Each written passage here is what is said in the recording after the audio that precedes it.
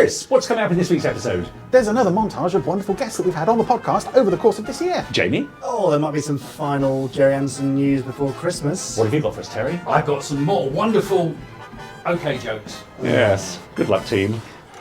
The Gerry Anderson Podcast with Jamie Anderson and Richard James.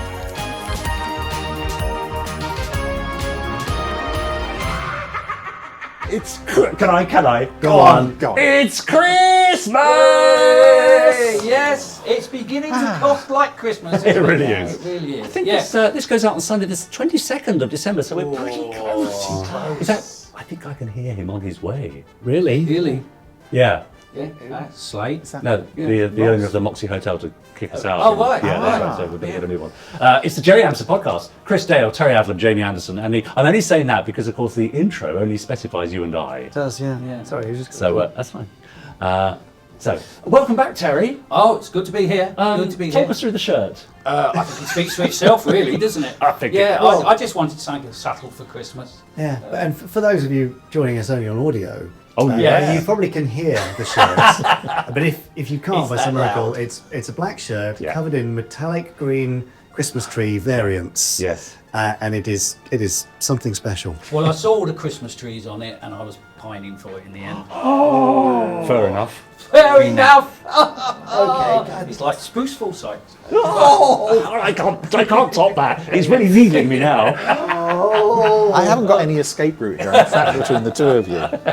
Now, talking of cracker jokes, Yes. our wonderful Podsterons. Wow. I did mention that you were joining us on the podcast. And I've got a whole stack of jokes, Wow. gags. So there you go. There's so many. Yeah. So Take them out and then. throw them over your shoulder. Yeah, I Don't was do so it. tempted. So I'll take the tin. Well, take the tin and pop it on your lap, maybe, and then throughout the show, get us started now. And read Okay, out. right, You should have the name there as well. Simpson Clips Oh, yeah. 24. Yes. Hey. Why did short thread lead cross the ocean? So Lavender Castle. Why joke, did of course. Short Go on. Red cross the ocean? To get to the other tide. Chuck it on the floor when you're done. And let's have another one, because I think there are 30 in there. Okay. I know. Steve Bushell. yeah. I know. I don't think I've met you all, but I know all these names. That's right. Where do bad spectrum agents go? Don't know. To prison. Prism. That's clever. Rich Goodborn. Yes. Newsflash. Don't know why I did that. Marineville citizens fall foul from a bout of food poisoning after the fish fair. Right. It's suspected it was a tuna of danger. Tuna of danger. I mean, these are not. They're not bad, You're are doing they? yourselves Yeah, quite yeah. proud. Yeah. Yeah, but let's face it, I haven't really given you a high benchmark, have I? So, no, these are No, good. that's These true. are good. I'll do it for now. Okay. Plenty of time, Terry. We'll come back to them. Now, also, you did request some food. It's not yes. from a certain supermarket. Oh, lovely mince pies. Mince pies, you want a mince pie? Oh, please. All right. please, Well, please. while I open these, shall we have some Gerry Anderson news? Yeah. Oh, why not? Let's have some news.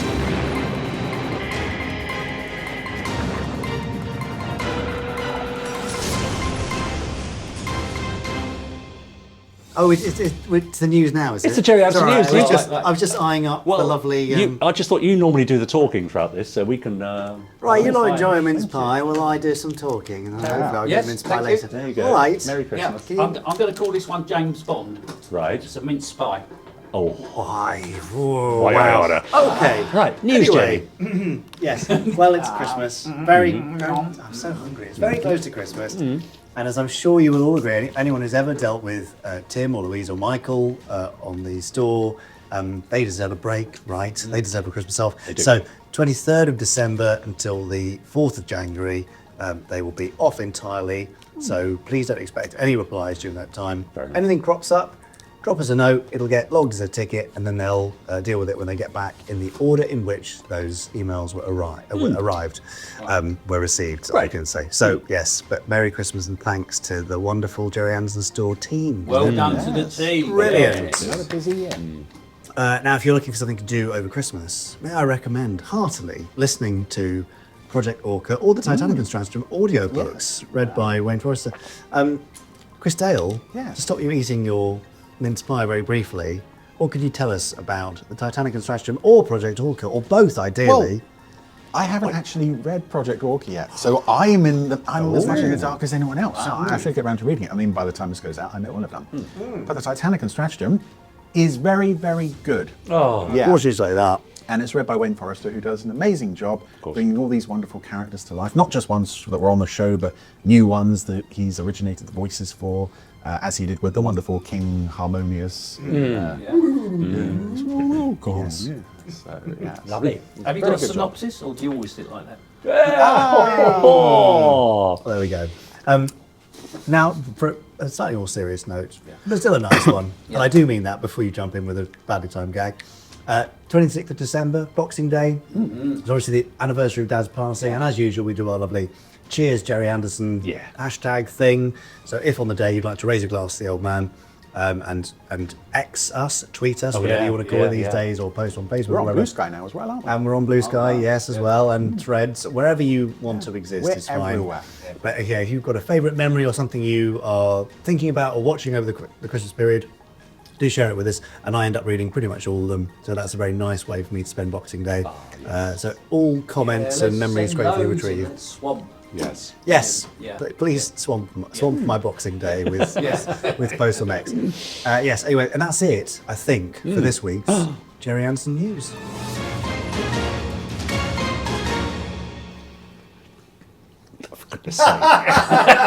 very badly timed mouthful of mince pie. perfect. Oh well. That was the news. That was the news. There you go. That was the news. Oi! Hey! That's all right, wasn't it? Works. It's like being in Panto. Oh no, it isn't. Talking of Project Orca, I think Bob Ayres is going to be a future guest on the podcast. Oh, that'd be nice. I realise, of course, I should have had him on when the book was released, but better late than never. Yeah. Also coming up, we've got Jack Claff from Space 1999 and Star Wars and Bond movies and all sorts of stuff coming. Sharon Mansfield, who I haven't seen for 30 years, Lovely Sharon. production coordinator on Space Precinct. Also second unit director on Bridgerton and so many other credits to talk about. And Christian Anholt will be joining us, which I'm very pleased to have got hold of. Son of Tony Anholt, of course, from The Protectors of Space 1999. We're talking to him about his life and times. He was at the London Heathrow convention. Yes, We great. introduced him to Yesco. Yes, Yeah, indeed. that was very sweet. And possibly... No, I'm not going to mention it. No, don't. No. Don't ruin it. What? What? So all that coming up in New Year. The Gerry Anderson podcast just goes from strength to mediocrity. But it keeps on giving. Whether you Yes, like it or it not. keeps on going, that's for sure. Yeah. So again, in lieu, I like saying in lieu. In lieu of a podcast. In our house, we have to say in toilets. We're looking back at some of our wonderful interviewees that we've had around the table. Yes. So here's another compilation put together rather gamely by Ben Page. Cheers, mate. Is there a challenge writing a complete story that also has to be part of a larger story? Is that something you've done often? Yeah, yes to both of those questions. I've worked on projects where I've had to work with 2 or 3 other writers, and I like doing those because it's kind of like a relay race. You know, you get handed the baton by somebody else, and you do your little bit, and then you hand it on to the next person. You don't want to be the one who lets the side down. So I think it helps you kind of concentrates the mind wonderfully, and it lets you kind of raise your game that you want to be the one that is delivering great narrative. And in something like with Deadly Uprising, because it's being spread out over all of these different types of franchise, so we've got novels, we've got comics, we've got like an audio drama, we've got all of these things coming together. That's a really fascinating idea to sort of attack a multimedia project like that, to be a part of it. So for me, I really liked it. It's kind of, it's a great team sort of effort to put together something like that. Yeah. So your earliest professional writing, would that be sort of magazine editorial type things, or is that actual fiction stuff? Well, I mean, if I go back to the very beginning of it, I was writing for fanzines and that sort of thing, and I was writing sort of short fiction, fan fiction, and I was writing articles for fan publications.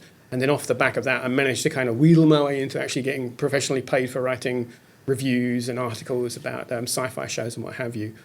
That led me into writing professionally, because as much fun as it was being a science fiction journalist, I really wanted to be the one who was writing the stories, not the one who was writing about the stories that other people were writing. People say to me, where'd you get your ideas from? You say, where'd you get your ideas from, man? Yeah. As if there's some secret sort of potion that you take or stick up your nose. And I say, there's nothing. I'm not into drugs or, you know, it's just that, you know, you do have a lot of seepage from other people's work. Yeah.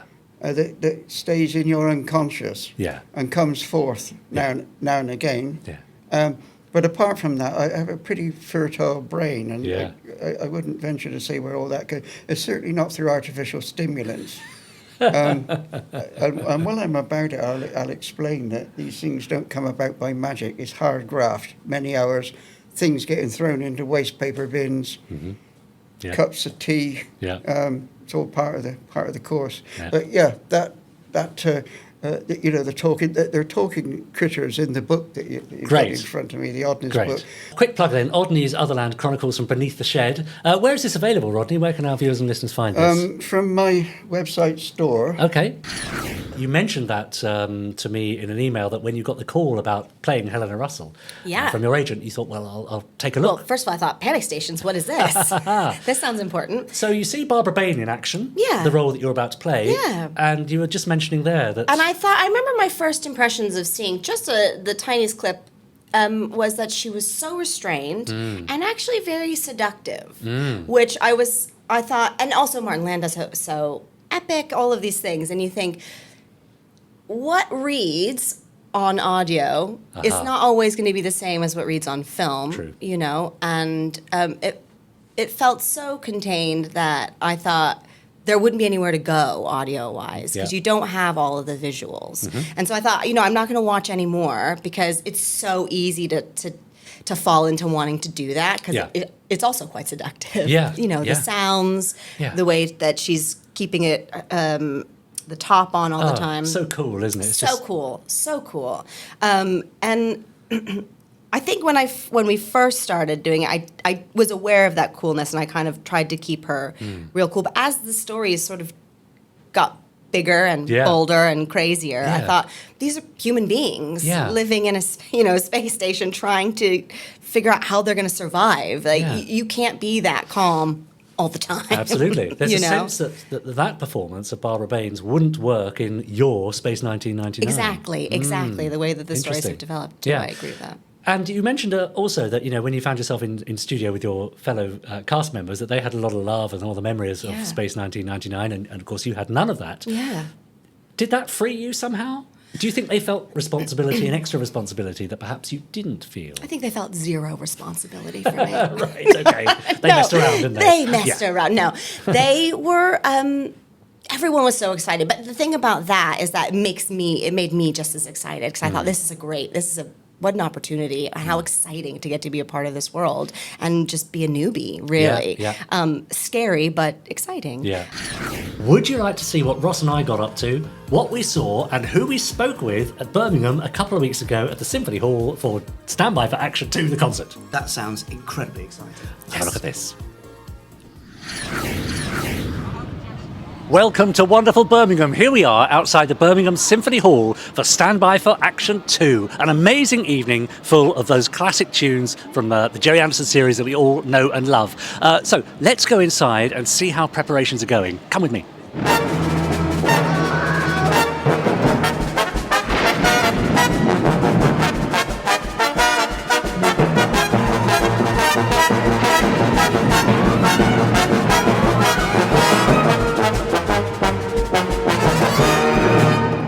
I'm lucky enough to be here at this free exhibition that you don't even need a ticket for.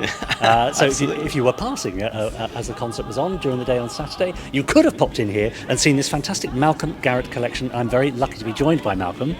Now, give us a broad overview of what we've got here, Malcolm. What we've got here is a range of artifacts that date back to me being age 5. And from that point on, I was a Gerry Anderson fan. So this is your private collection of stuff that you've collected over the years? This is both a combination of things that I've had from a child and things that I started to reacquire as a grown-up child. Hey, can you hear that? It's louder. What's that crazy sound? What? It's music. Beautiful music. We shall leave your fate to the all-seeing, all-knowing fish of wisdom, Teufel. And then no one will be able to speak for them. So you just stay there doing that. 10 minutes. Really, we need primarily to talk about Stingray. Yes. The Titanicum Stratagem. The Titanicum Stratagem, yes. Tell us about that then, in Well, brief. this is a new novel kicking off the Stingray Deadly Uprising saga. I say kicking off, it's one of the first major parts of the story. We've had the first of the Marine Minutes episodes, which is little interstitials connecting the larger fragments of the story. We had, I suppose, the big public premiere of Deadly Uprising was the Deadly Concerto performance at Standby for Action 2, at the end of which Titan goes, we should look into the possibility of forming an alliance with other races. Yes. And that really is where the plot of the Titanicum Stratagem picks up. That is his stratagem, is finding allies for a big alliance to take on Marineville. And unfortunately for him, it doesn't go as well as he might hope. Of course. He decides to... I decided, and it's something that's always been there in my Anderson writing, my philosophy is no cut is too deep. Right. So I've gone back and pulled up quite a few old characters from the show. Yeah. His first targets for allies, I don't think I'm going to spoil anything here because one of their faces is on the cover of the book, which should now be out there, is Gruppa. Gruppa and his chum Noctis, who were in 2 episodes of Stingray, A Nut from Marineville and Trapped in the Depths. Right. And so he tries to recruit them to his cause, and it all goes to custard, unfortunately for him. Of course it does. Yes. But how I came to be asked to do that is quite strange because you're involved in that story as well. Hey? Yes. I'm going to bring you in as, God, as why an not? ally. Yes. Well, I mean, I'm here, so why not? Well, you were originally asked to write it, weren't you? That's true. Yes. I see what you mean. Yes, that's right. How did you... How did I come about not writing it? Yes, I seem to recall the conversation when, I don't know, and I don't know what inspired me to say it, but I just said, I could probably do it. Yes, and, that's I seem to right. remember you were very quick to sort of like... Pass it over. Then. Yes. Now, this is from the first episode of Space Precinct. Gang are making a run I think this might have been your first day's work. I'm not entirely sure. There's dead crystal dealers from here to Earth. They're wiping out the competition on a dozen planets. Including Altor, it seems. Nissim had this in his hand when he dropped in on us. Black crystal. At least 2 ounces worth. I'd say it was closer to 3. And supposedly, a single gram will extend a human's life 3 years. Huh. Or a Creon's 20. And an entire species extinct in order to get it. You could buy half of Demeter with that rock. Then why didn't the killer take it? Because he didn't care about crystal. He was after Nissim. A real pro. Nah, not that professional. He left a witness. There we are. Wow.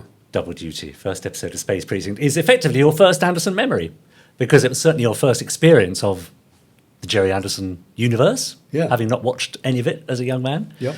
I mean, I was aware of it. Yeah.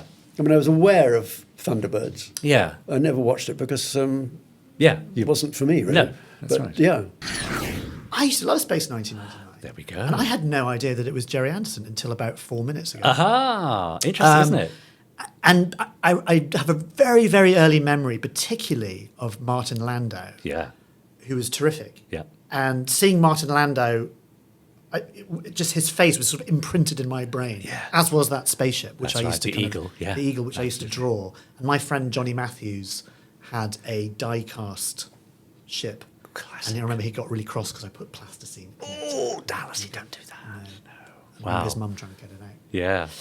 So that was my first Gerry Anderson. Well, of course, and you wouldn't really put 2 and 2 together from Thunderbirds to Space 1999 under the same umbrella, because, of course, one was live action and one was the puppets. And which one was first? Which was earlier? Thunderbirds was 60s. Yes, okay. Space 1999, 70s. Yeah, That's okay. right. Yeah. But also UFO, you may remember. Well, There's another Gerry Anderson live action. Yeah, but I remember going back to sort of early television. So I would watch, and you would watch probably. You'd come home from school, there'd be play school at like 4 o'clock. Yeah. And then it would be something like Captain Pugwash. That's it. Then it would be Blue Peter, and then a bit of John Craven's News Round.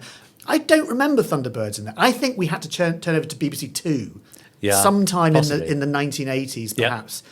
They had a whole... Because I do remember watching Thunderbirds. Yes. But I can't remember where it kind of fit into sort of the children's television world. Now, it's very interesting because we are, as you've admitted, of a similar age. And actually, I think my experience is similar to yours in that I didn't grow up watching these shows Thunderbirds, Right. Stingray, all the old Yeah, puppet stuff. yeah. But I do remember Space 1999. Yes, exactly. It really did, make a mark on me. Maybe it was like a Saturday morning. It must have been, mustn't it? Yeah. Because I remember, Swap Shop was a really big deal for me. Like Swap Shop was massive. Yeah. And they would have things like Valley of the Dinosaurs would be on that. I Right, just remember, okay. did they have any Jerry Andersons? Yeah, Those- I can't remember. So it's there. Yeah. Thunderbirds there particularly. Yeah. Space 1999 and Martin Landau definitely. Yeah. The man who thumped me and shot me and left me for dead on the station house floor as the cyborg in Time to Kill, Glenn Marks. Hello, Good Glenn. afternoon, how you doing? Very good, thanks. Do you like our little homage to that classic scene? I think it's brilliant, and I have one of those little figures of myself. Very proud, and I framed it and kept it in the original packaging. Have you now? Wow, that's... Yeah, the kids love it. It hangs up in our snug with, with the TV and all their toys. That would be worth a fortune, if you were to sign that, honestly. Is it the only toy of all the characters or parts you've played over the years that's been made of you? Definitely. Yeah. Yes. Not bad, is it? Yeah, it's the only bit I've got. I believe there are other bits of merchandise, but the only thing I could find was that toy. And yeah, now I look at it and it's great fun. I mean, he's something of an iconic character. He's a bit of a fan favourite, the cyborg from Time to Kill. Are you aware of that? I think it's probably looking back on all the episodes, and I enjoyed watching them. I tried to look at them objectively. Yeah. And I think it was the most fun one. Yeah. That cyborg. But you were telling me a story before we started here about what Gerry said to you before you started shooting. Yeah, I was a bit surprised. Just there were an awful lot of costume fittings and getting moulded into the suit. And Gerry came up and said, I want you to do me a favour. I want you to weigh yourself before we start filming and weigh yourself afterwards and just come and tell me if there's any weight difference. And I went to see him afterwards and I went, that was a very clever thing to ask me because I only weigh 11 and I think I was 11 and a quarter stone. I've always been quite slight. And he said, what did you weigh at finished? I went, exactly 10 and a quarter stone. I lost a stone in 2.5 weeks. And the poor prop guys on the set, wherever I walked, because it wasn't just the prosthetics as we wore, but it was the whole chest piece. Yeah. And wherever I walked on the set, I'd look down and honestly, I hadn't done anything naughty, but there was just a pile of water and it was just sweat just pouring off me. Do you know what? It was a great time. And I'm glad we've revisited because you don't often remember these things. The 90s was a haze. I know. In so many ways. Yeah, that's right. It really hey, was. that rhymed. It does. It's very clever. You should be a poet. And Barbara, I'm looking at your beautiful face. She there was she is. There's your role model. iconic. Yeah. She made, I mean, she had a quality about her. She had that film star thing. Absolutely. Didn't she? Oh, yeah. She was, Both she of was them. one of my top ladies. Yeah, I can imagine. I've had a crazy idea. How about you and me reenact the opening scenes to Predator and Prey outside in the corridor of the Boxy Hotel in Slough? Can I shoot you? Go Can I on, then. kill you? Come on.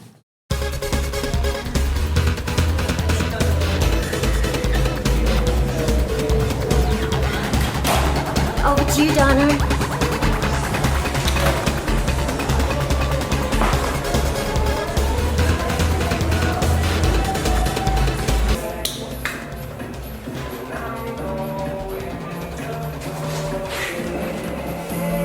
My shot, Richard. You're one of a handful of performers who worked on both Gerry Anderson and Jim Henson productions. Did you get to see any differences between the two puppet producers in how they ran their business? Yeah, the difference is Jim Henson is more with the hand puppets. Yes. Right. Gerry Anderson is more with The string puppets, string that's puppets right. and all that. So the difference is that the people for Gerry, the people are at the top and Yeah. working that. Yeah. With Jim, it's like he's physically doing that. Yes. Yes. Right? That's So right. that would go major Yeah. difference Yeah. to begin with. Yeah. To work with Gerry, I wasn't really copying any. I was not double for anybody. I was Yeah. playing my own character. That's right. On Dark Crystal with Jim and Frank Oz, I was doubling their puppets. I see. To make them walk Yeah. in the white suit, Yeah. you can see the whole That's body right. and legs and Yeah. everything. And in the mid-sword as well. Quite a lot of mid-sword Yeah. as well. I ended up doing that. That means I had to study again the where the puppet is going to be. Right, of course. And go into that. And so, literally, these things come through a phone call, do they? generally? In those days, yeah. Well, the thing was, I was in, what is it called, Forbidden Planet? Yeah. A shop in London. Yeah. And I was in there one day, and I picked up the latest SIG, which was a Gerry Anderson fan mag back in the day. Yeah. And I always looked at the latest news, and it said Thunderbirds is coming back on TV, and Fleetway Publications are going to bring out a comic with Alan Fennell, the editor. Alan Fennell, who wrote half of Stingray, Thunderbirds Fable, and was the editor of TV21, and Look-In, by the way. And he's going to edit, and it's being done by Fleetway. And I thought, well, if I got on the tube now, Northern Line, I could. It was at what's that? Tottenham Court Road or something, wasn't it? No, it was up Morniston Crescent. Oh, I see. In those days. Right, yeah. I can be there in 10 minutes. So I went up there. I didn't have anything prepared. I'd just read about it. Yeah. And I just went into the office and I said, "Can I speak to Alan Fennell?" And the receptionist said, "He's busy, but I'll ask him." And I heard him shout, "I'm busy. What are you doing, putting someone?" I said, "Someone here to see you." Oh God! So he came out to see me. So I can only give you 5 minutes, Nigel. He said, "That's my impression of it." Very good. And I said, "That's all I need, Alan." He said, "All right, come on in then." So we sat there. An hour and a half later, when he showed me out, it was with the promise of work. Oh wow, that's amazing! What a day! We just connected. We had a great time, and I think he saw what I could do. It was great.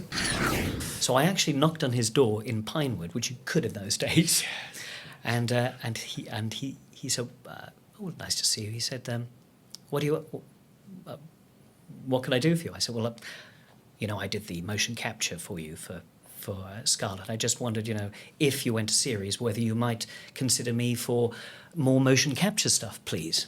And he said, "Well, what are you doing at the moment?" I said, "Well, I do mostly voice acting. I'm an actor." Yeah. And he said, "Well, why don't you come and audition for Captain Scarlet on Thursday?" And I went, "Yeah, I'd love to." Thinking, it'll be air traffic controllers, thugs. Yeah. And you'd be happy to do that, I'm sure. I would have been very happy to do that. And he went over to this old filing cabinet, and he reached in and he got the script out, and he said, it was lines for Captain Scarlet. And I said, "Oh no, this is to read for Captain Scarlet." He said, "That's right." He said, "Come along on Thursday and do that." I said, "Yes." Amazing. Gosh, how incredible.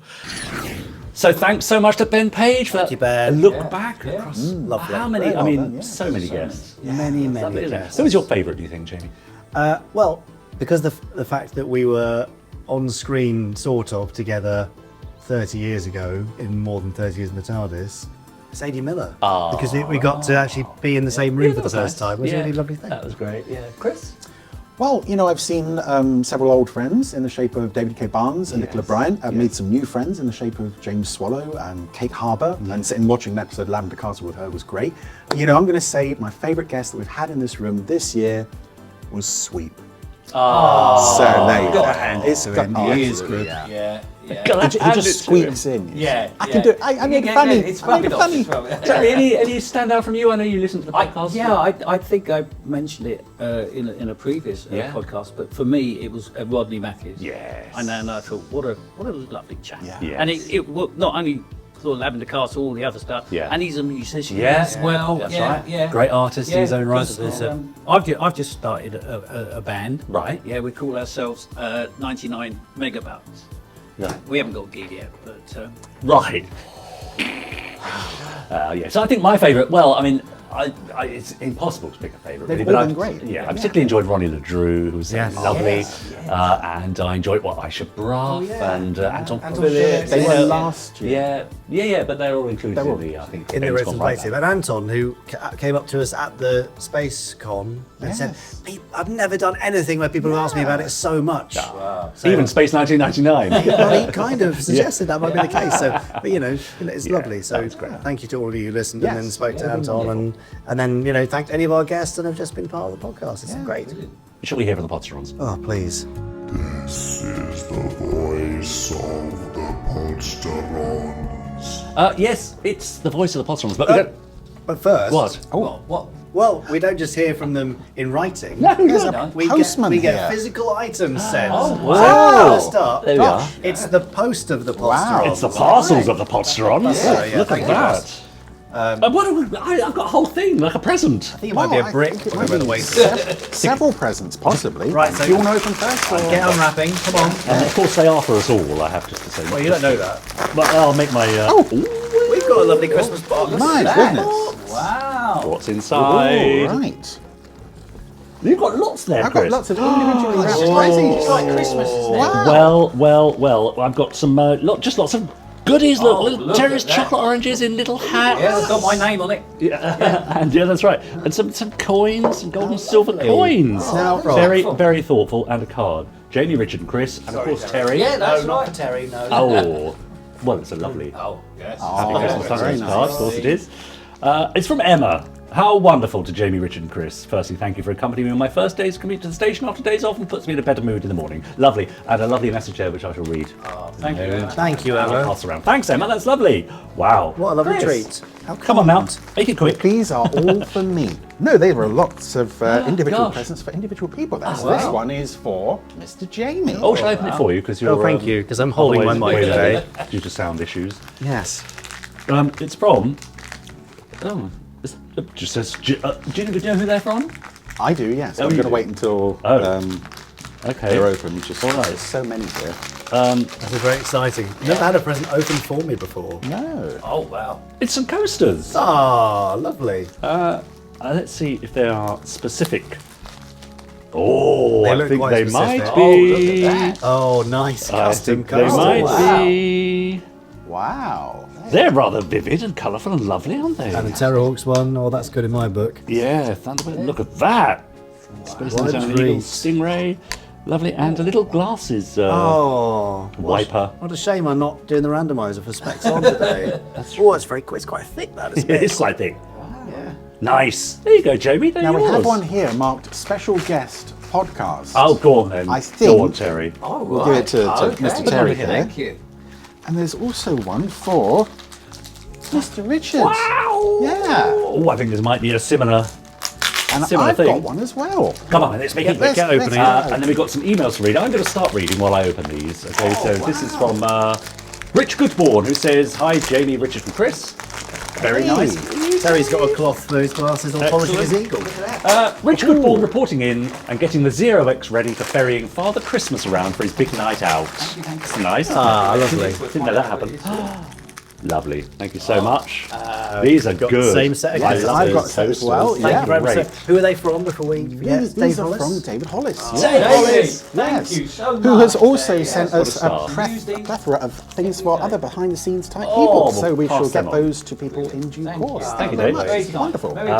So yes, Merry Christmas. Rich Goodborn says, "I'm loving all the new novels and audiobooks that came out this year, including the live radio play of Deadly Concerto. There is one question I have. There's always a question, isn't there? Will there be a graphic novel for the comic parts of Deadly Uprising? I'm having moments of FOMO." Fear of missing out. Especially with the epic ending of the story arc, but I don't want to buy the comic anthologies just for one story. A graphic novel would be a great way to go through the whole saga. Also, I would love a Crossroads to Crime soundtrack. There we And go. if Silver That's Screen one can do set. it, a Doppelganger and Protector's soundtrack too. Hope you all have a great Terry Christmas. SIGFAB from Rich Goodborn 0X Pirate. Merry Christmas. So, everyone. yeah. Well, I mean, there's not just one story in each. There are 5 stories in each of the anthologies. And, you know, by not buying the comic anthology, you're missing out on some quality stuff from TV Century 21. Yeah. So, I mean, we might look at bringing them together next year sometime, but no plans currently. Fair And enough. the Crossroads to Crime soundtrack. No plans currently. What? We'll keep working on it. No plans Wearing him ever. down. Yeah. But have you told people about the Boo film coming out? What's that sort of? Oh, yeah. The sequel. Yeah? It's about a person who makes word puzzles for criminals. Right. It's crosswords to crime. Right, yes. How long is Christmas? Yeah, I know, yeah. Soon be over, don't worry. Do you want to read out the next one there, Chris? Yes. Hi, Jamie, Richard, and Chris. And Terry. And Terry. Yep. Yeah. How are you all today? Yeah, fine, thanks. Yeah, Well, I've got this. My foot's been hurting. But, First off, I would like to say well done on the 60th anniversary merch of Stingray. I heard it's going well. Oh. Yes. I think you heard right. You did hear right. When I watched episodes 330 and 331, when Richard interviewed Natalie Rolls, I said, OMG, that's the actress who played DC Debbie McAllister from The Bill. As I didn't know that she was on Space Precinct, I went, wow! He's very good, isn't he? Wow! It's like he's in the room. Yeah. Anyway, just to let you know that I had all the Thunderbirds merchandise this year. Thunderbird 2 model, Thunderbirds Day t-shirt, 2025 calendar, and the Scott Tracy cosplay. When 2025 starts, I hope there will be tons of 60th anniversary Thunderbirds merch. Lol. As I will be buying every single piece. Here's a list I would like released. Oh yeah. More audio stories, including more John Thaden adaptations, as well as books and on CD. All right. Thunderbird 1 model. Comic anthologies, a re-release of the ray gun with the different colour cartridges for the cosplay costume, a second soundtrack of the series, and that is all I can think about. Well, doesn't want much, does he? Right. Anyway, I hope they will work. And if they do get released, I will buy every single thing, as Thunderbirds will always be my favourite Gerry Anderson show and will forever be as #1. Hope you fellas are having a great year so far.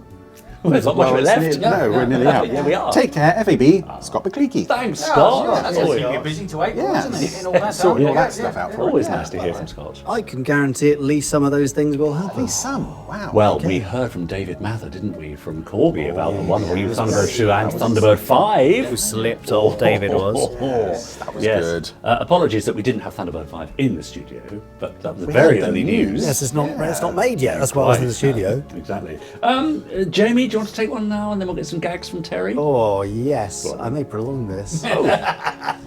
Dear Richard. Yes, go on. This is a telling off, and quite right too. Uh-oh. I'm addressing this to you as you tend to do most of the interviews for the podcast. It is my practice to listen to most of each week's podcast. It keeps me entertained while I do my household chores, then watch the randomizer at the end. It struck me today while I was listening to Pod 335 that listeners are now at a disadvantage. For example, today you were talking about some artwork of Nigel Parkinson's, and later, when you watched one of his favourite Gerry Anderson clips, all we had was music. No dialogue to tell us what series it was, let alone what episode. Now, I choose to follow the podcast in this way, but some of your audience might be visually impaired and have no choice in the matter. So, I'm just asking if you could bear your audio podsterons in mind in the future. Yes. When you're looking at artwork, talk about what you see. Right. You could say, this is a great action shot of Captain Scarlet. And when showing clips, start by saying, this is the skating sequence from Stingray's Christmas episode. Yeah. Or, this is when we first see the Sidewinder in Pit of Peril, etc. Yeah. Hope you don't mind my suggestions. FAB, PWRSIG from Penquilla. Yes. Yes. Yeah, It's a fair cop. it's fair. Fair cop, absolutely. It's fair. I think we're sort of about 3/4 of our viewers and listeners watch and about 1/4 listen, but absolutely quite right about visually impaired viewers, of course. Too right. It is very difficult for us on the randomizer and in clips to do stuff on the fly sometimes because we're so excited, except with Crossroads of Crime, that we're talking over each other and all that sort of stuff. So that we will definitely work harder to find a balance. Yeah. And when I say we, I mean Richard. Yes, quite right. Yeah, I understand because it's been a bit difficult for me because I always listen to the thing when I'm commuting. Yes. And, now I watch the visual one. Yeah. And it's very difficult when you drive. Yeah. Right. Yeah. Yeah, we don't recommend that you drive and watch the Gerry Anderson podcast. Thank you, Terry. We've got one more here. Speaking of Crossroads Oh yeah. to Go Crime. on. Yes. Oh, Terry, right. say Take that that, at the bottom Terry. there. Yes. Hi, Terry, and Terry. And Richard, Jamie, and Chris. Right. Oh, fair enough. Now, Simpson Clips 24 here again. Yes. I heard Chris's thoughts on the possibility of there being a Crossroads to Crime soundtrack on what a good this idea. week's Yes. podcast. My reaction, yes, please. There you go. That's 2 sales. Right. There we are. If we can keep this up 1 a week for the next however many weeks it would need. 2,000 weeks. Yes, then we might make it worthwhile. Well done. Yeah. Well, There we I go. think it might happen. Terry, while we're on the Podsterons, why not delve into the Space 1999 lunchbox and let's hear some more of their Christmas cracker gags. Here we go. Right, who we got here? Scott Anthony Veliki. Oh, yes. Yeah. Great. Nice. What is Cristiano Ronaldo's favourite Christmas song? Something about Shooting balls. Star. No. Oh, is that a song then? Is he a footballer? Yes. Well, Shooting Star is a song from the first Thunderbirds movie. Yes. Oh, very good. So, Okay. see. Okay. No, it's All I Want for Christmas is Sue. That must be a foot. I'm not really. Oh, is that another football run? Yeah. Oh, well, I'm not no. quite- No, but Should we- I'll take it from you. That was a really good joke. Well Yeah, done, good Scott. Yeah, mine was better. Oh, harsh. Ouch. Paul Hyder, how do wasps prepare their turkey? Ben, I don't know. With a base stingray. Base stingray. Base That's stingray. clever. Base I like that. stingray. I like Okay, that one. yeah, I like well, that One more. we'll accept it. one. Paul, I think we've had. I'll come back because we've had. Terry, you dropping them back in the box? No, it's. There are If multiple. you're from the- rejecting oh, them, No, I'm not rejecting them. Honest. I think you rejected them. Emily Woodthrope, Titanica, and many of the underwater cities also have Christmas. Yes. Only they celebrate the birth of Caesar's Christ. Caesar. Christ. Wow. Yes. Emily. Mangling the English language. yeah. Lovely. Great. Thank you. I think we'll leave it there for now. Yeah. But thanks to the Podsterons. Do get in touch, podcast at gerryanderson.com, and also send them to the Moxie Hotel, Slough, SG1. 1LZ. Yeah, something like that. And we'll get your physical letters too. In the Thanks, meantime, L1, 1GZ. thanks. Yes. So Terry, would you like to press the big red button Yes, again and see certainly. what we get on the It's, randomiser? Sorry. Come on. And goodbye to you, Jane. Five, See you afterwards. 4, 3, 2, 2.5, 1.5, 3/4. Boom!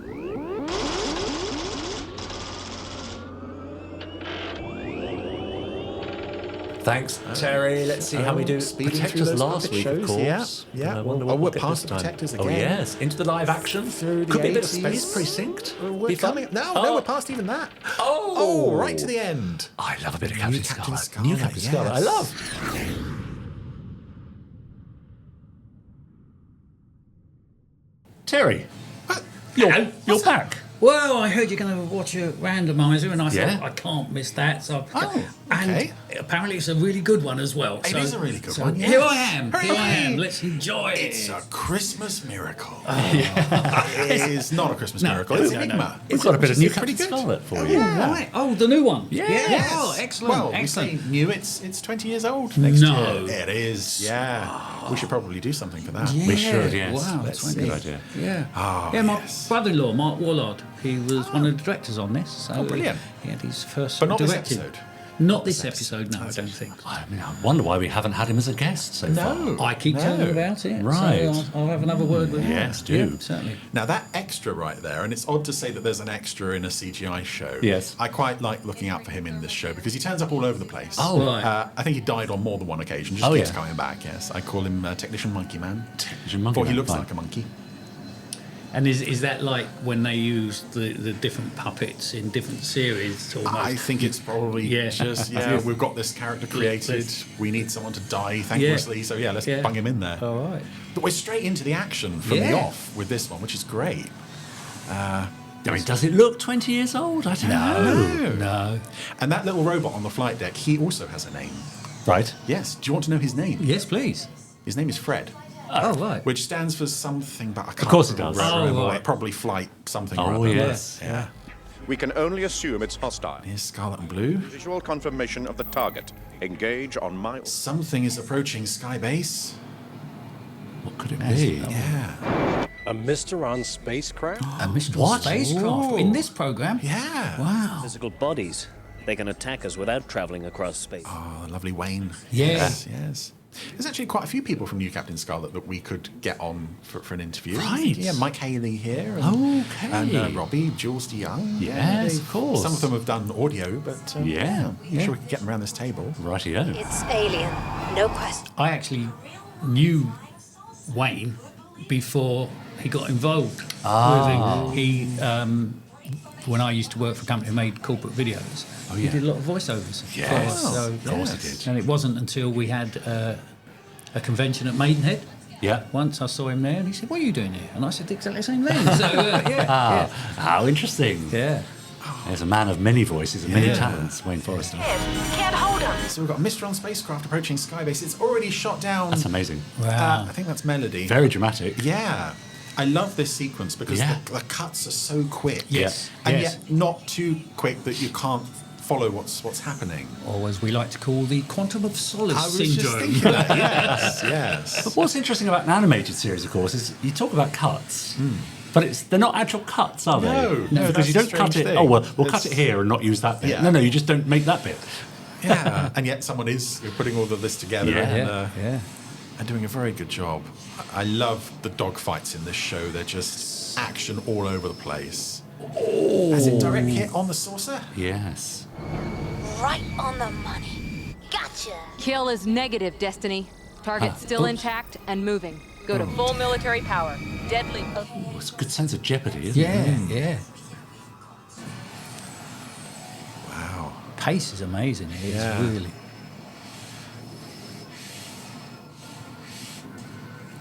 And what I love with this show as well is sometimes with the original series you would have to wait for it to sort of gradually build up and build up and build up. And very often this show it's just like we're going straight to the action and we build from there. Oh yeah, it's absolutely the way to do it. Have you ever had any of the directors or anything from this on the thing? Because it must be how do you put this all together? Something from storyboard. Absolutely, it'd be fascinating. And, we're talking 20 years ago, so the rendering time. Yeah. It'd be. And yet I'll it doesn't, have to have a chat with Mark. for the most part, once you get past the early episodes, it doesn't look its age. No. That craft could be heading. I mean, I cannot believe that it's nearly 20 years old. I can't believe it. It doesn't compute. Us in. What? It wanted the angels to come after it. What are you saying? Colonel, it's changing course. Uh-oh. It's coming straight for us. Yes, I thought it would be. Oh.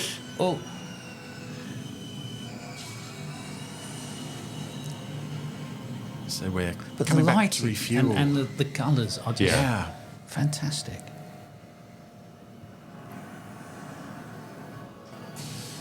But again, the sort of thing that you could do in your bedroom now with a decent laptop, isn't it? It's extraordinary. No, You see it is people's fan absolutely- videos on YouTube.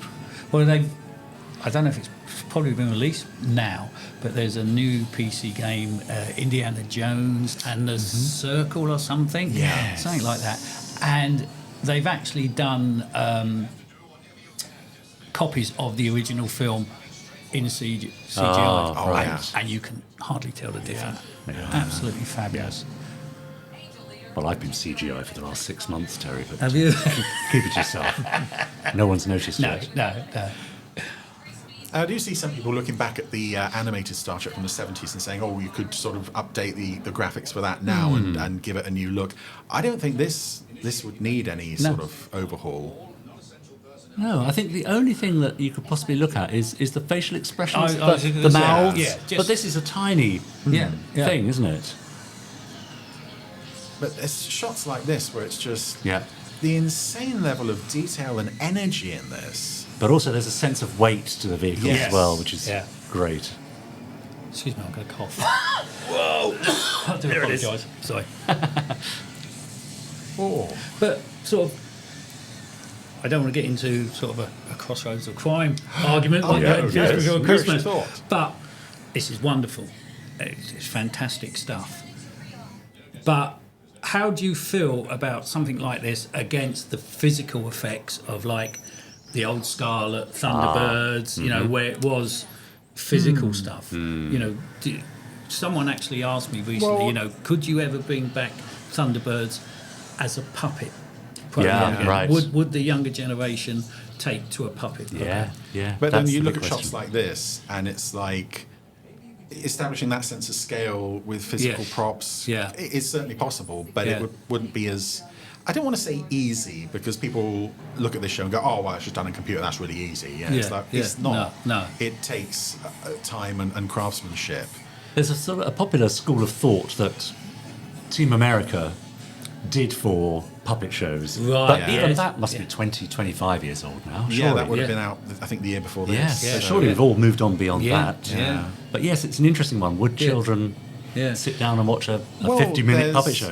I don't know about 50 minutes, but certainly the sort of repeats on Talking Pictures. We know from the likes of Peter Littman, who's shown it to his students. We've got Nebula 75, which is doing great guns on YouTube and pulling in lots of viewers. There is an audience who would respond to this stuff. But equally, this is great too. But I always consider myself lucky to be born when I was, to actually go through all these changes in technology, and sort of programs like that. Been very lucky in that sort of sense. I think also with a lot of the classic Anderson shows, you have the perhaps understated benefit of someone like Lou Gray just writing blank checks. Yes. For everybody. And also, we watch telly in a different way. We had true. 3 channels. That's right. And that, so. Oh, look at that. It's lovely, isn't it? Yeah. I mean, even in 2005, you'd be watching TV in a different way as to now. Because some people would still have been getting like terrestrial signals, wouldn't they? Oh, yeah, for sure. Pre-digital. Absolutely, That's right. Scarlet, proceed with it. But as I say, it's just such a shame that the scheduling and everything, it really... That's what did for it ultimately, isn't it, I think? Yeah. And episodes like this show that there was no limit in the storytelling. No. I mean, even the birds just circling around the top of the UFO there. Yes, the UFO has now landed in the Australian outback. I guess we should be glad it landed out here and not in Sydney Harbour. That'd be difficult to keep quiet. Take it steady. As you say, Chris, the sense of scale is amazing.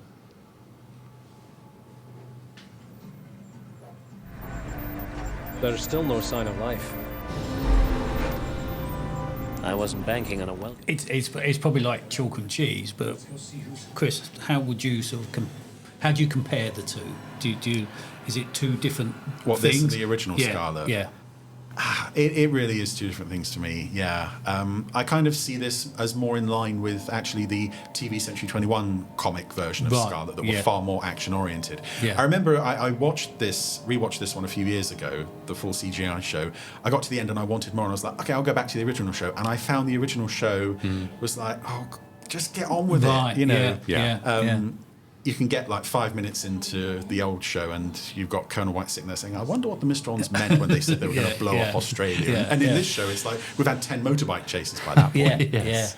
So, they are two very different shows. And yet at the core, it's the same basic idea. And now here we are in the Mysteron spaceship. Oh, that's the first time we've been inside one. Did this ever happen in the classic series, in the original series? No, we saw inside their base in the first episode, and that was it. Yes. Until they set up a moon base, but you never saw inside a ship. Yeah.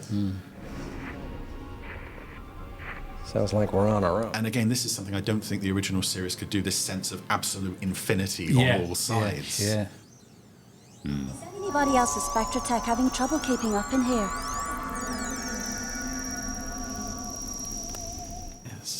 Our Spectratechs, which you can buy now from all good toy stores Really? that haven't remained them because the show didn't put in enough years to make the toy range a success. They're gonna come find us.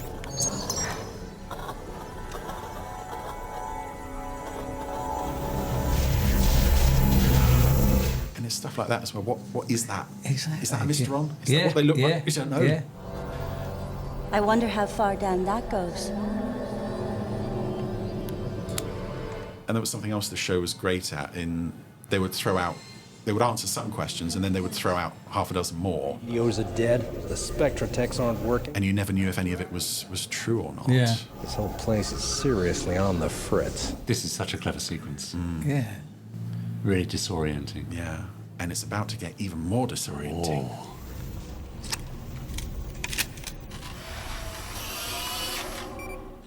Where have they gone? It's a tea break. Right. Keep a hold on it now. And I love this shot. For some reason, I just love this shot. That. Vroom. Wow. Elaine. Oh, is that a Mysteron? Better kill it. Uh-oh. Who she shot? Oh, she killed Captain Blue. Oh, no. God, Adam. I do find it odd that Spectrum body armor isn't enough to withstand Yes. weapons. True. That happens a few times in this show. Someone finds it funny.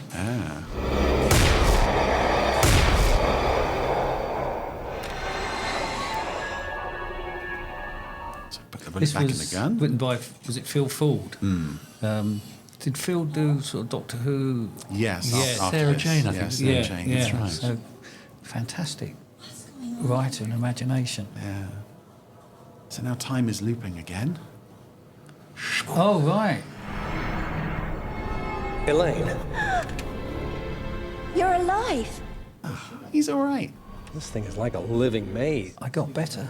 Yeah. Sure, I'm okay. I'm not a Mysteron. I shot you. I think you might be. What? I shot Adam. Oopsie daisy. And I'm proud of it. Yeah, yes, yeah. Don't mention it to the Colonel. Yeah. I killed him.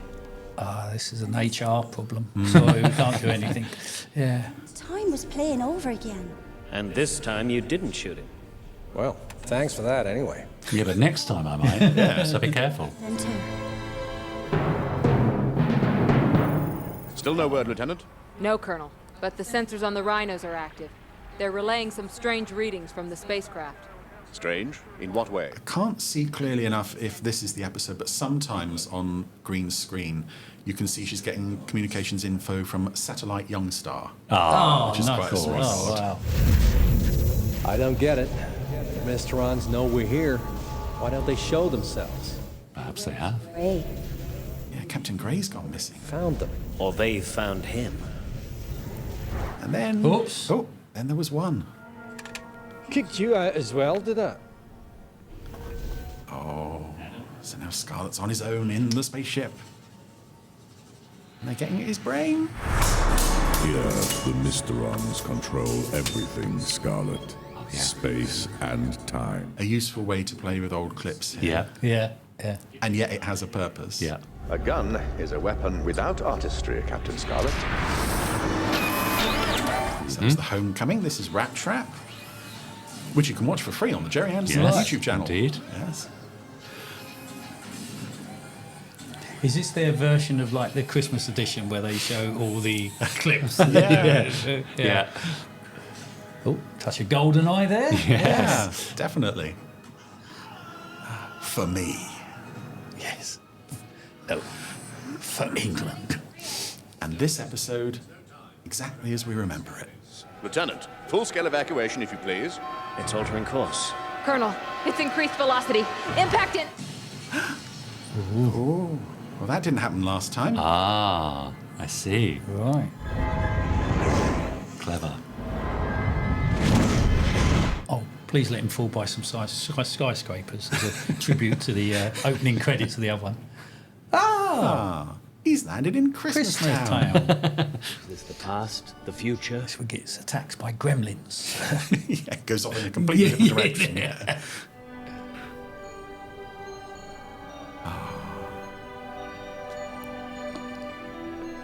Hello. So, who's in? Paul, what kept you? The kids are so excited. Come on in. Kids. Kids, yeah. Who's the father? Daddy. Nice place. I hope you haven't gone crazy. Again. Glad you could make it. Oh. You look like you could use a drink. What's going on here? Oh dear, oh dear, oh dear. So that's parenting 101 there. Those kids could do with some cake to quieten them down. That always works. Yes, Doesn't fill them up with sugar or anything. Yeah. It is. All of it. The spacecraft, skybase being destroyed, me and Destiny, the kids, all reality. At least potential realities. Potential realities. Yes. Richard, does this remind you of anything? The ship just opened the door to us. A main character in a sort of Christmassy environment that may or may not be real? Are you Now, this guy talking has about, hair. The guy I'm thinking about is bald. Yes, are you talking about Next Generation? Yes, that's right. Yes, Star Trek Generations. What was it called? Generations, yeah. Indeed. Right. Yeah, the comparison has been made between that sequence and this episode. I mean, it's a nice visual image. Yeah. So. It's peace. They sent it. Generations came first, of Yes, course. yeah. But yes, I see. They had to be sure Spectrum would send its best people when the craft landed. So they're saying this is the ship belonging to the Mysteron rebels, which had previously been established. Aha. Rebels who want peace with the Earth, which Right. again was a fairly mind-blowing It concept. isn't a spacecraft. It's not matter as you would understand it. So, what is it? Mysteron? You are in the Nexus, Paul. Within it, time can You be. need to go and find William Shatner. He's out there chopping wood. But the Mysteron city. You have to stop Conrad firing on them. Then there won't. So you've got to go back in time. Yeah. Right. It's a bit A Wonderful Life as well, isn't it? It is, yes. But the angels do get their wings. Indeed. Yes. In a desert. Well, something has to be sending that signal. Right, so now we're back in the first episode. This is quite brave, isn't it? It's very brave, yeah. Supposing it's asking quite a lot of the viewer. Who, bear in mind, this is going out at 10:30 on a Saturday morning in the middle of Ministry of Mayhem. Yeah. What a shame.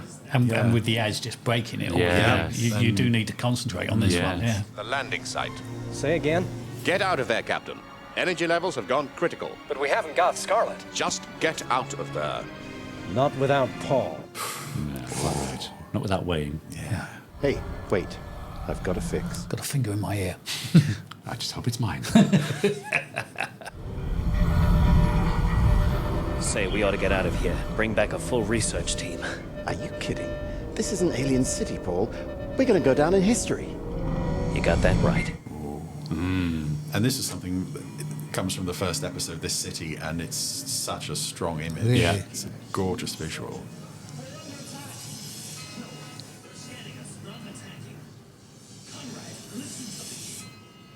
But no.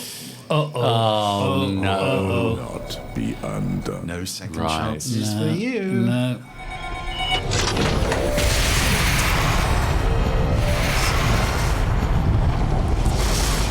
And so it begins. Yep. Yes. Again. Yeah, clever. I love how Blue adopts a sort of fighting stance there, as if I'm going to punch that explosion if there's any more of them. Oh, that tickled. Paul, are you all right?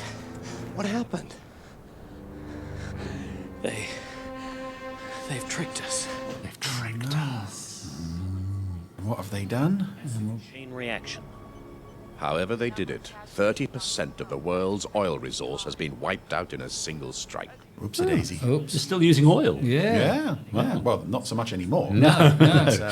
Yeah. Back in the days. Or forward in the days. Yeah. Do we have a date for this? When is it set? 2050s? I think the first episode just says the dateline, the day after tomorrow. Right. So it's near future vagueness. But You would understand it. yeah. Today, the Mysterons have shown themselves to be superior in ways we could never have imagined. Time for a gripping speech. This is a cool line. But marshals those shadows against us. Marshals, it sounds a bit like Richard Burton from War of the Worlds. Yes. And we will win it. We must. Oh, yes. Wow. That was excellent. I always enjoy New Captain Scarlet. Living marvellous. Yeah. It's very taut storytelling, as you said. Yes. Yeah. And coming in, on such hard action sequences really draws you in quick. They pack a lot into 22 They minutes. do. So, Terry, it's customary to give a marks out of 5. So, how would you rate this? I'd give it a good... Because I haven't watched many of them, and this is probably the first one that I've watched for a long time. So I'm going to give it a... Can I go 3.5? 3.5 is certainly allowed. Yeah, absolutely. Yeah. Chris? Well, I'm going a solid 5 for that one. Oh. I absolutely love that one. And I think that is the last time that an episode of a TV show went out, and as soon as it was over, I immediately watched it again because I enjoyed it that much. It was just like, it took the format of the show and just exploded it into so many possible directions. I do kind of think the ending is a bit sort of slightly cheating in the sort of like... The Mysterons are just keeping Spectrum busy, and evidently there's no other competent people in the world to defend the oil fields. But aside from that, it's like just the visuals alone. The visuals are fantastic. Absolutely. Yeah. Well, I gave 4 to Crossroads of Crime.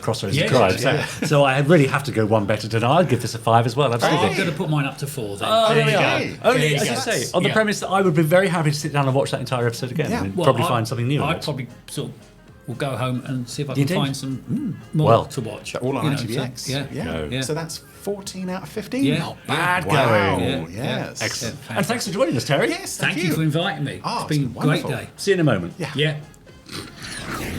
New Captain Scarlet. Was it good? Sorry, Terry, you've Very got something in your eye. nice. Yeah. Sorry you missed that. I'm gutted to have Enigma. missed I it. love New Captain Scarlet. Oh yeah, that's one of my favourite episodes. That one actually. Me too. Now I'm a bit suspicious that these two keep disappearing so close to Christmas. It's almost like they might be living double lives, needing to get other things done. Perhaps. Or make certain deliveries, perhaps. Oh, I tomorrow. see. I mean, it's more likely going to be Terry, isn't it, than me? Well, yeah. Have you ever played Father Christmas, Terry? You must have. Yeah, I beat him 4-0. Yeah. No, I guess, a couple of times. Of course you have. Yeah, great. Yeah, it's great fun. Great And have you ever played an elf? Not to my knowledge. Well, there's time. Chris, have you ever played the piano?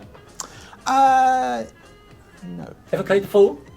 Oh yeah, always. Yeah, fine. I'm here for it. Yes. All for now. Listen, before we go, let's have two more jokes because it's Christmas after all, and by the time we see you next, Christmas will have been and gone. Yeah, So let's have some more Podsterons cracker jokes. Look on it. Terry's doing very well. Unfortunately, the Oh, what a shame. the self-sealing lunchbox. Oh no! There we go. Right. Come on then. Chuck them on the floor. They're done. Robert M. Cassidy. Oh, yeah. Hi, Rob. Hi, Rob. Big Dick Sparrow fan, I know you are. Yes, indeed. Did you hear about the aspiring thief who went to a pantomime? No. Oh no, he didn't. He stole the stage. Stole the Yeah, he's in a big stage. coat. I can hear that in the voice of Shane Rimmer, oddly enough, doing Dick Sparrow. Stole the stage, but yes, okay. Okay, this Steve Bushell. Yeah, Troy so- took Marina on a night out to a karaoke bar. Yeah. Yes, it was going to be a silent night. Oh yes, it will be. Of I course. think she won it, but it's always the quiet ones. Isn't it? Yay! Right, here we go. What's this one? Rich Goodborn. Oh yeah. The Zero X crew left the Christmas party in a right state. It was an appalling travesty. Oh, okay. Clever. Appalling travesty. Yeah, Good. very That's clever. pretty good. Better. One more. Okay, Paul Hyder again. Why was Professor Birdman crying into his whiskey? Bar remorse. Bar remorse. Barry Morse. Barry Morse. Barry Morse. Barry Morse. Okay. I think that'll do. Okay. Well, we'll have some more after Christmas, Yeah. of course, because you often find an old cracker down the back of the sofa. And you Yeah. jokes out so good. Great. All for now then. So we'll see you next week. Well, Christmas will have been and gone. Imagine. Yeah. Yeah. Looking forward to it. See you then. Bye. Bye.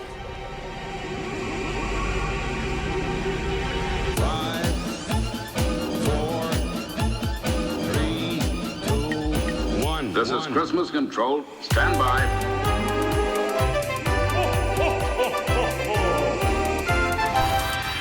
Let's go.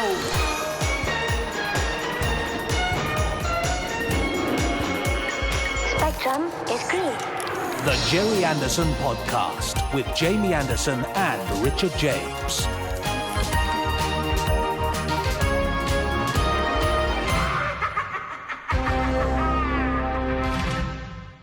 What are you looking forward to over Christmas, Jamie? Oh, just lying down a lot. Really? Eating. Yeah, lying down. Just a break. Just, a bit of downtime. You? I'm looking forward to catching up with all the Gerry Anderson podcasts I haven't listened to or watched over the last 12 months. There won't be any of them, will there? That will take me 2 seconds. Yep, good. And then I might get very drunk. So my only day off. Christmas Day is my only day off. Wow. Terrible. That was isn't it? violence. Yeah. Chris? Much the same as Jamie, just looking forward to a break, really, and a lot of food. Can I just quickly tell a very quick story? Yes. About when we all went out the other night for a curry. That was nice, Went wasn't it? out for an Indian meal. Yeah. And do you remember when the waiter come round and Chris was eating and he said, "Curry okay?" Yeah. And he said, "Yeah. I wish I can sing. I wish I was a spaceman if you want me to." Yeah. I do remember that. Yeah, great. Yes, nice evening. That. And on that note, Merry Christmas. Merry Christmas, everyone. Terry Christmas. That was an Anderson Entertainment production.